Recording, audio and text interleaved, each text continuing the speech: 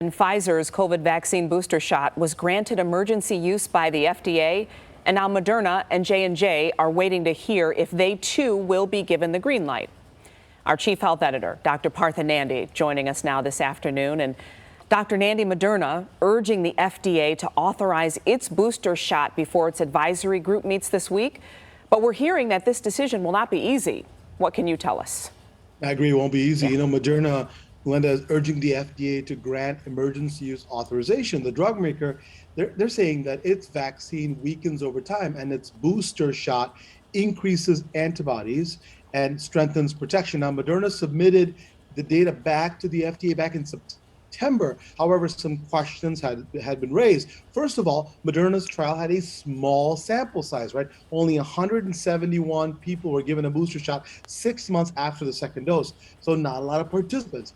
Also, efficacy against symptomatic illness was really not evaluated.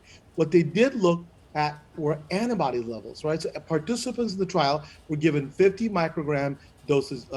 So that's half the dose. To be fully vaccinated, a person needs 2 doses of the Moderna vaccine. Each dose is 100 micrograms. So according to Moderna's data, antibody levels really jumped considerably following the third dose, an impressive 42-fold rise. That's good. And that was in the virus-fighting antibodies, Glenda. But on the flip side, scientists are pointing to this, that data that shows that Moderna's 2-shot vaccine is still providing good immunity, and say that, hey, you know what, a third shot is not necessary. So the FDA and its advisory group will have a lot of data to review and deliberate before they decide if Moderna's booster shot is a go. And they could determine, like we talked about before, like with Pfizer's booster, that only specific groups of people would be eligible. But we have to wait and see.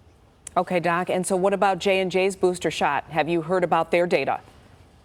Sure, Glenda. So J&J submitted 2 different options to the FDA. One option is a booster shot in 2 months, at 2 months rather.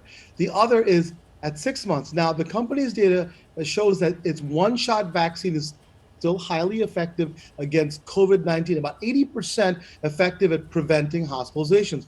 But J&J says a booster shot revs up its immunity, providing even higher protection. They haven't released the data for the 6-month booster shot, but the 2-month booster provides 94% protection against moderate to severe infection with COVID-19. So with both these numbers being high, many are wondering if J&J's booster request will also be a difficult decision for the FDA. Now, I think it will be. Right now, all of our COVID vaccines continue to offer really strong protection. If we look at the numbers, 103 million Americans are vaccinated with Pfizer's vaccine, 69 million with Moderna, and 15 million with J&J. And so far, breakthrough cases are still uncommon.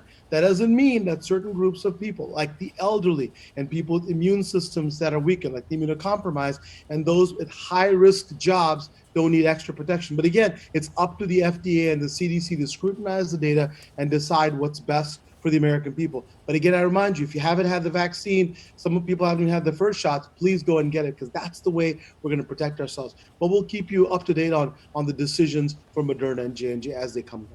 All right, Dr. Nandi, we thank you for joining us. Okay, Brian.